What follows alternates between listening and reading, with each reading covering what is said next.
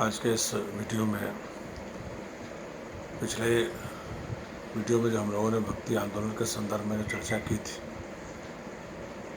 और उसके स्वरूप पर, उसके भक्ति आंदोलन के कारणों पर, उसके संकल्पना पर चर्चा की थी, उससे आगे बढ़कर इसमें हम लोग यह देखेंगे कि भक्ति आंदोलन के जो भारत में मध्यकाल में हुआ 11वीं शताब्दी के समय में वो अपने चरम पर पहुंचा, उसके प्रमुख नेता कौन कौन थे, किन किन लोगों के भक्ति आंदोलन में ज़्यादा से ज़्यादा योगदान था।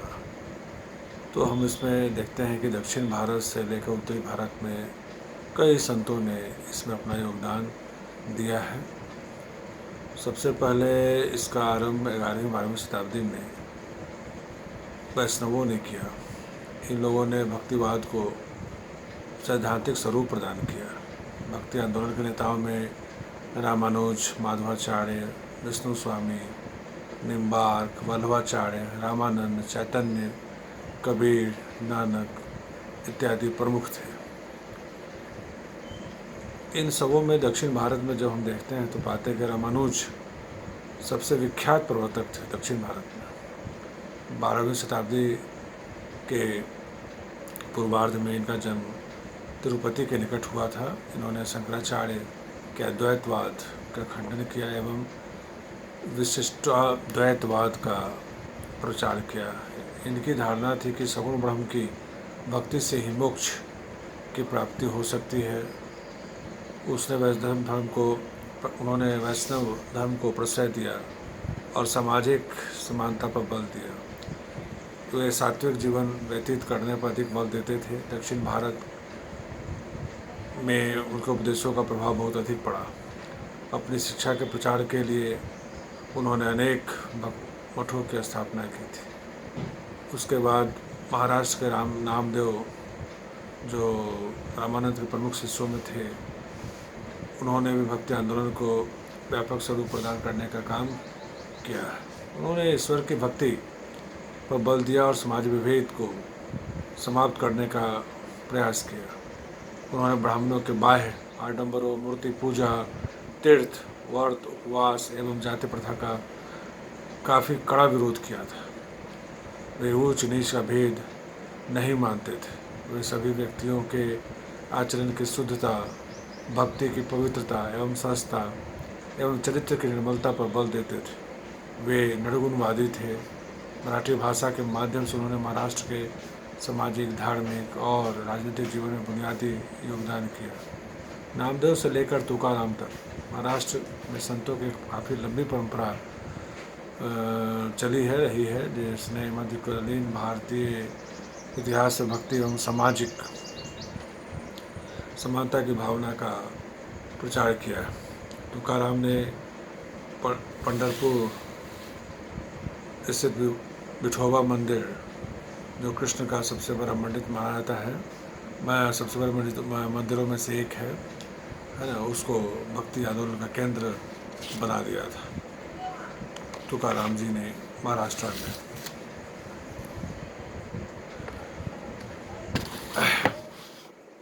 माधवाचार्य दक्षिण भारत के ये भी एक बहुत ही महत्वपूर्ण संत थे। उनका भी जन्म दक्षिण भारत में हुआ था। उन्होंने दैत्य सिद्धांत का प्रतिपादन किया। उसी तरह से निम्बार्क हैं, वल्लभाचार्य हैं, रामानंद हैं। रामानंद जी को उत्तरी भारत में भक्ति मार्ग का प्रसार करने में सबसे महत्वपूर्ण स्थान प्राप्त है। वे 14वीं शताब्दी में इलाहाबाद के निकट एक कानिकुज ब्राह्मण के घर में उनका जन्म हुआ था। उनकी शिक्षा दीक्षा बनारस में हुई थी। उन्होंने कई तीर्थों का भ्रमण किया, विभिन्न धर्मों का ज्ञान प्राप्त कर विचार जनता के सम्मुख रखें। उनकी सबसे महत्वपूर्ण बात यह थी कि वे भक्ति का द्वार उन्होंने सबके लिए खोल दिया था। ब्राह्मणों की प्रमुखता को अस्वीकार करते हुए उन्होंने निम्न व छूत वर्ग के लोगों को भी समान धरातल पर खड़ा करने का काम किया। उनके क्रांतिकारी विचारों का तत्कालीन समाज पर काफ़ी व्यापक प्रभाव पड़ा था। उसके बाद हम चैतन्य महाप्रभु जी को भी देखते हैं। चैतन्य महाप्रभु भी कृष्ण की उपासना और भक्ति को व्यापक स्वरूप प्रदान किया था। उनका जन्म बंगाल के नदिया में हुआ था। उन्होंने अपना संपूर्ण जीवन एक सन्यासी के रूप में कृष्ण भक्ति में व्यतीत किया। उन्होंने पूरे भारत का भ्रमण किया। वे भक्ति, प्रेम और नाच गान से कृष्ण को रिझाकर मोक्ष की प्राप्ति करना चाहते थे। उनका मानना था कि यदि कोई व्यक्ति कृष्ण की सच्ची उपासना करता है और गुरु की सेवा करता है तो सांसारिक माया जाल से मुक्त होकर ईश्वर से एकीकृत हो जाता है। वे कृष्ण की भक्ति में लीन होकर सड़कों पर कीर्तन भी किया करते थे। बंगाल और उड़ीसा के क्षेत्र में चैतन्य महाप्रभु के अनुयायियों की संख्या सबसे अधिक है। इनके बाद हम देखते हैं सबसे महत्वपूर्ण जो कबीर दास जी हैं, जो रामानंद जी के शिष्य थे। वे धर्म सुधारक के अतिरिक्त एक महान समाज सुधारक भी थे। उनका काल सिकंदर लोदी के समकालीन था। उन्होंने सन्यासी मार्ग नहीं अपनाया बल्कि परिवार के साथ रहते हुए भी धार्मिक और सामाजिक कुरीतियों एवं अंधविश्वासों पर कठोर आघात किया। वे एक ईश्वरवाद एवं सभी व्यक्तियों की समानता में विश्वास करते थे। उनका कहना था कि राम, रहीम, कृष्ण, अल्लाह सभी एक हैं और वे सर्वव्यापी हैं। उनकी पूजा के लिए मंदिर, मस्जिद, पंडित, मौलवी आदि किसी की भी आवश्यकता नहीं है। भक्ति और निष्ठा से ही ईश्वर को प्राप्त किया जा सकता है। वे हिंदू, मुस्लिम, ऊंच नीच सबको एक समान मानते थे। उन्होंने समाज के बीच जो भेद था उसका बहुत कड़ा और जबरदस्त विरोध किया था। उनके फॉलोअर्स जो है, उनके अनुयायी जो हैं, वे कबीरपंथी नाम से विख्यात हुए और उनके निर्गुण परंपरा के वो संत रहे हैं सभी। और उनके जो भी उपदेश हैं, जैसे हम लोग आज भी पढ़ते हैं, लाभान्वित होते हैं। उन्हें उन उपदेशों को बीजक में संकलित किया गया है। उसके बाद एक नया पंथ हमें दिखाई पड़ता है जिसके संस्थापक हैं गुरु नानक जी।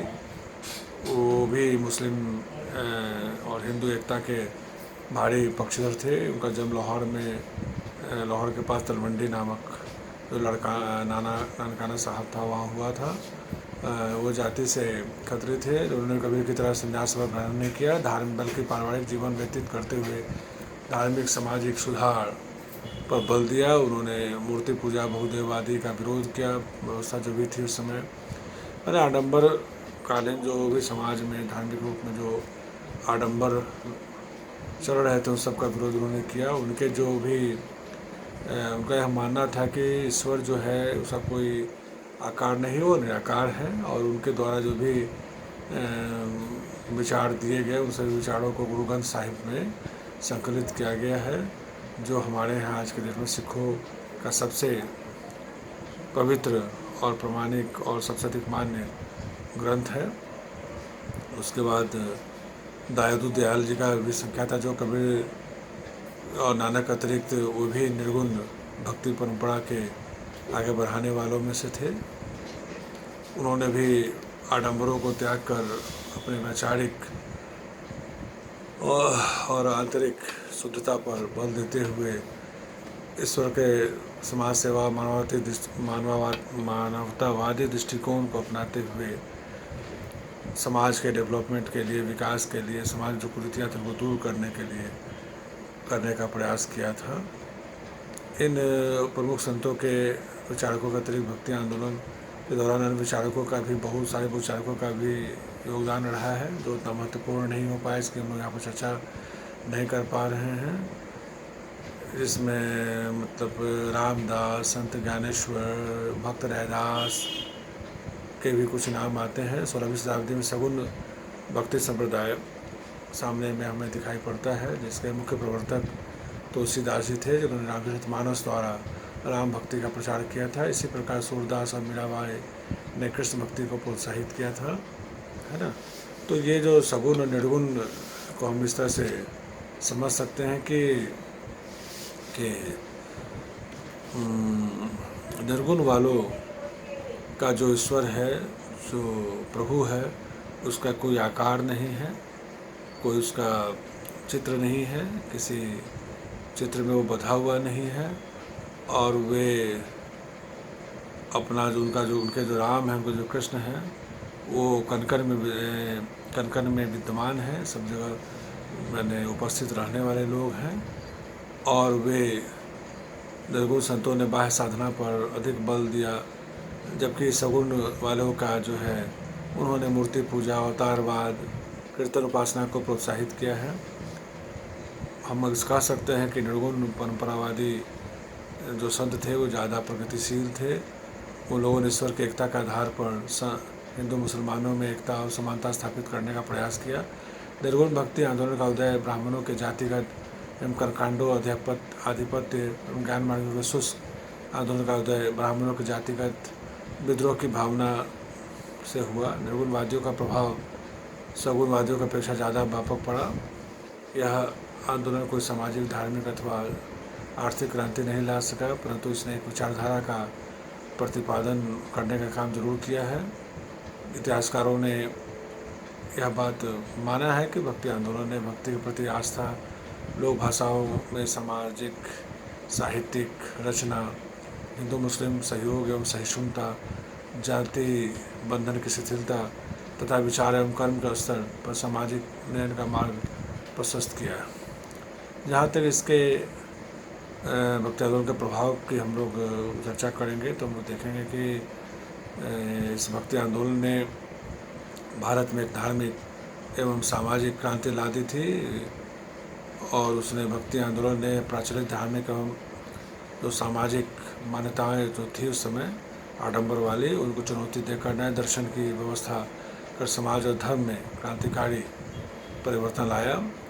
फलस्वरूप मूर्ति पूजा, धार्मिक आडंबरों, ब्राह्मण प्रभुत्व एवं बौद्धवादी व्यवस्था के जगह पर अब सगुण और निर्गुण वालों की भक्ति को बल मिला। बौद्धवादी का स्थान एक ईश्वरवाद ने भी लेने का काम किया। भक्ति आंदोलन ने ब्राह्मणों का जो आधिपत्य उन्होंने करके रखा था, मैंने पूरे धर्म पर उन पर अपना नियंत्रण करके रखा था, उस नियंत्रण को यहाँ पर तोड़ने का काम भी हुआ।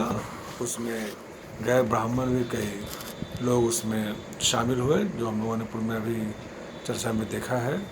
और ब्राह्मणों की श्रेष्ठता जो थी उसको तोड़ा गया, जाति बंधन जो थे वो ढीले हुए, निम्न वर्ग और छूतों का भी उद्धार हुआ। वे भी भक्ति आंदोलन के थ्रू समाज में आने का काम भी उनके कारण हुआ। हिंदू मुस्लिम समाज में एकता एवं सद्भावना भी उत्पन्न हुई।